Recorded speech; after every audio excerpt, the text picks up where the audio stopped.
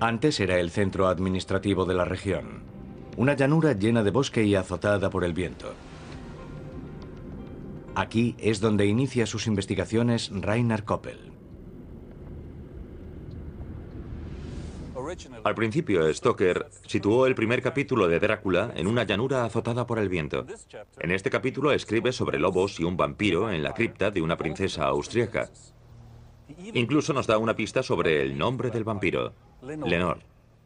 Los esqueletos de vampiro hallados en Český Krumlov datan de principios del siglo XVIII. Según la tradición, los vampiros más peligrosos eran miembros de la aristocracia. Hemos venido a descubrir quién gobernaba este castillo a principios del siglo XVIII. ¿Existe alguna relación entre los 3 esqueletos de vampiros, los indicios de la novela de Stoker y los sucesos del castillo de Krumlov? Rainer Koppel empieza a investigar en el archivo del castillo. Son 9 kilómetros de estanterías situadas en los sótanos del castillo. Hay un sinfín de documentos que no han sido analizados científicamente. Lo que hace único este archivo es que se ha anotado meticulosamente lo sucedido cada día durante siglos.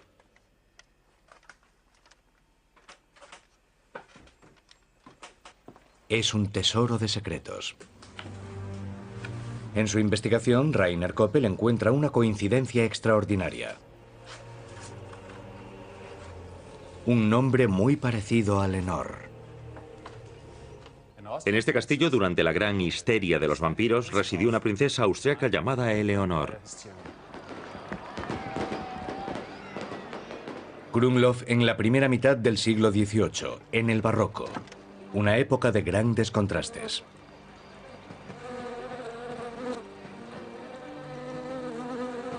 Mientras la mayoría de la población vive en la pobreza más absoluta, la aristocracia se deleita en el lujo. A menudo solo unos pasos separan a la miseria más aguda del lujo más fastuoso.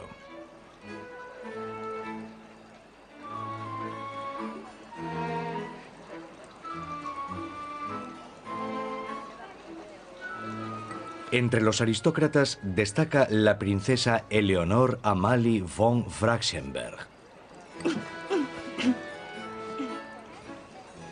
Esta princesa de Baden, cerca de Viena, se había casado con el príncipe Adam Frank Fraktionberg en 1701. La pareja real hizo ampliar y redecorar el castillo según el estilo barroco.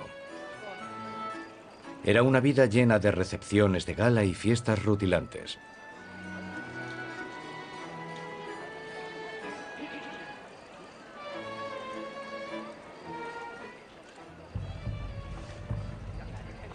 Pero el destino de Eleonor habría de dar varios giros dramáticos. ¿Es posible que fuese ella el modelo para el conde Drácula de Bram Stoker? Y si es así, ¿cómo?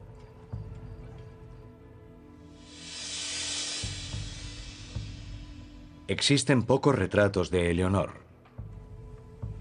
Este cuadro de tamaño real nos la muestra con su hijo Joseph Adam. Es una representación poco habitual para una dama de esa época. Porta un arma, un gorro de soldado y está posando en una escena de caza. Pero este cuadro guarda oculto un secreto. Un secreto que anuncia el destino perturbador de esta princesa bohemia.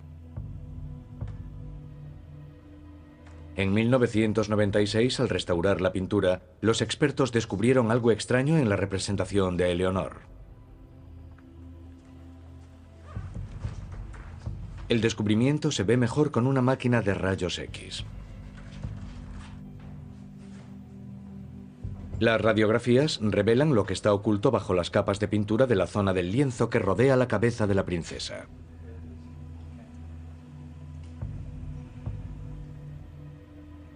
Para un neófito, en el retrato no hay nada extraño ni sospechoso. Pero una vez hecha la radiografía, los resultados son espectaculares. El trozo de lienzo que dibuja la cabeza de la princesa no es parte de la pintura original. Se ven claramente las puntadas alrededor de este nuevo trozo de lienzo. Solo hay una explicación. Sustituyeron la cabeza de Eleonor. ¿Por qué se cambió la primera versión de la cabeza? ¿Pudo haber sido una decapitación simbólica? A Eleonor le apasionaba la caza. Su pasión por ella era más grande que la de su marido. Organizaba cacerías en la campiña de Bohemia como entretenimiento social. En tales ocasiones, la nobleza disparaba prácticamente a todo lo que se movía. Pero había un animal muy temido en la época que era intocable para Eleonor. El lobo. Ella necesitaba lobos vivos para una práctica poco común. Le ayudarían a dar a luz a su hijo y heredero.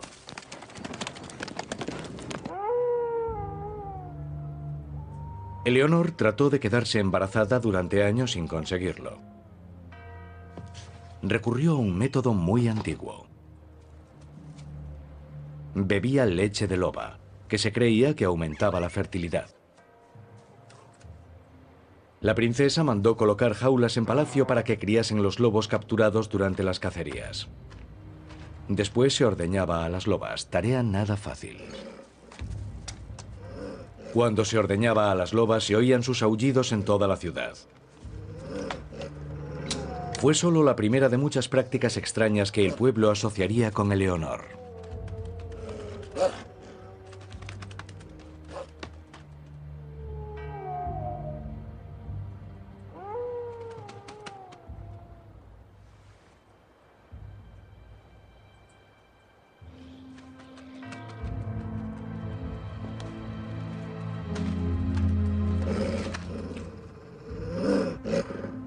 En Europa, desde la Edad Media, se creía que los lobos eran aliados del mal, de Satanás. Se creía que eran los enviados de los espíritus malignos y que ayudaban a los vampiros.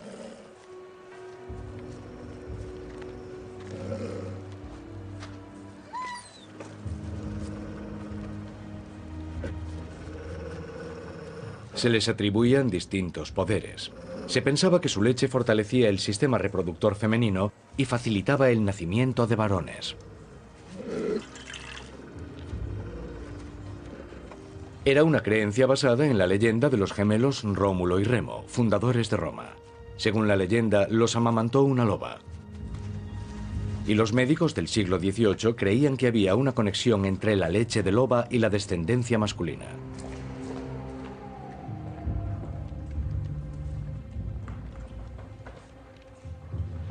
Se repetía el mismo procedimiento bajo la supervisión de los médicos.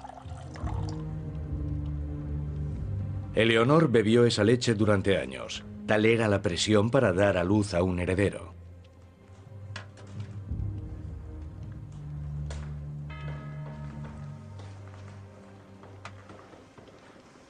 Finalmente tuvo su recompensa. Lo que sucedió en 1722 fue algo increíble en su época. Dio a luz a un varón a los 41 años. Eleonor le había dado un heredero a la familia von Fraxenberg, a una edad a la que ya no se consideraba posible tener descendencia. En aquella época se consideraría un milagro de la medicina o brujería. En los años posteriores al nacimiento de su hijo, la vida de Eleonor daría un giro dramático. En 1732, el mismo año que apareció la palabra vampiro en la lengua alemana, murió su marido de un disparo en una cacería cerca de Praga. En consecuencia, su hijo no se crió con ella, sino con el emperador en Viena. Como compensación, Eleonor recibió unos emolumentos anuales de 5.000 guilders, unos $200.000. Pero era una cantidad insuficiente para cubrir sus gastos. Se veía acosada con frecuencia por los cobradores de facturas, según los documentos del archivo palaciego. Vinos caros, tabaco, joyas y sobre todo el alto coste de las medicinas y las extrañas prácticas ocultistas habrían dañado su reputación entre la sociedad aristocrática de Viena. Eleonor era, evidentemente, supersticiosa. Su obsesión por lo oculto aumentó con el paso de los años. Pero, ¿cómo es posible que se viese a una princesa bohemia, por estrafalaria que fuese, como un vampiro? En el castillo de Krumlov se ha guardado hasta hoy un pergamino presuntamente mágico.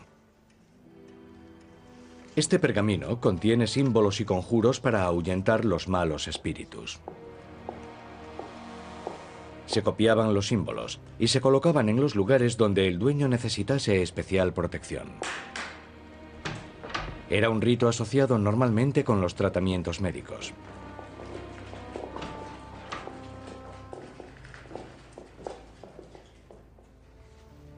El protocolo le exigía a Eleonor vestir ropa de luto. Sin embargo, siguió vistiendo grandes vestidos barrocos en los pocos acontecimientos sociales a los que tenía acceso.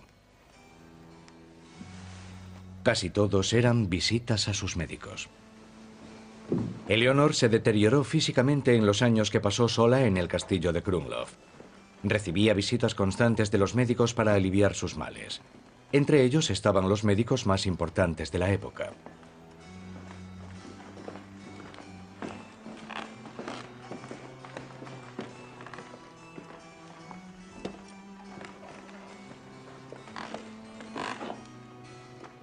Pero en esa época el nivel de la medicina no era muy alto.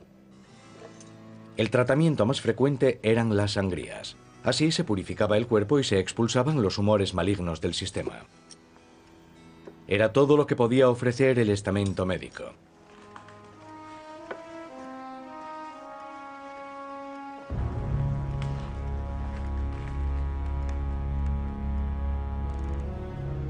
Aunque los médicos de la época conocían los glóbulos rojos y tenían grandes conocimientos de anatomía, eran incapaces de curar. Generalmente, más que mejorar la salud de la persona, el tratamiento solo la empeoraba.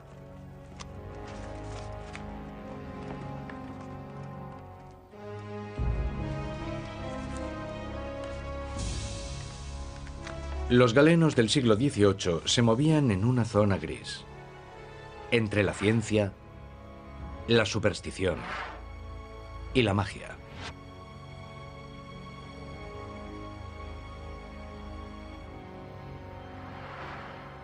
Los médicos de Eleonor le prescribieron muchos y extraños remedios traídos de Viena y Praga, según la anotación detallada de los archivos. La doctora Christa Kletter conoce muchas de estas medicinas. Es experta en historia farmacéutica de la Universidad de Viena. Doctora Kletter, esta es una lista del archivo del castillo de Krumlov. Hay sustancias extrañas como ojos de cangrejo, esperma de ballena e incluso cuerno de unicornio. ¿Cuál es su historia? Son nombres extravagantes de medicinas típicas del siglo XVIII. Por ejemplo, los ojos de cangrejo de río. No son ojos, sino depósitos encontrados en el estómago de los cangrejos. Se utilizaban como terapia para expulsar del cuerpo los ácidos destructivos. Otra sustancia es el esperma de ballena, una sustancia grasa de la cavidad craneal de los cachalotes. Se utilizó hasta bien entrado el siglo XX como ingrediente de diversos ungüentos. ¿Y el unicornio? El cuerno de unicornio es una sustancia mágica, porque nunca existieron unicornios. Lo que aquí vemos son dientes fosilizados de mamut o colmillos de narval.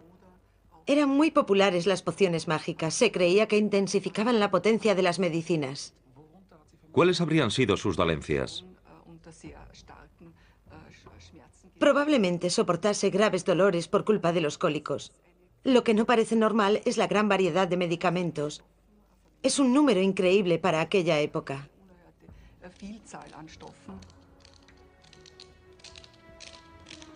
Por ejemplo, en el pedido farmacéutico del 30 de abril de 1739 hay 60 preparaciones. El 30 de abril es una fecha especial. Es la noche de Walpurgis, la noche de las brujas y los fantasmas. Eleonor creía en el poder de los demonios. Se gastaba mensualmente una cifra similar a $6.000. Era tal el volumen de sus encargos que los funcionarios de palacio creyeron que debía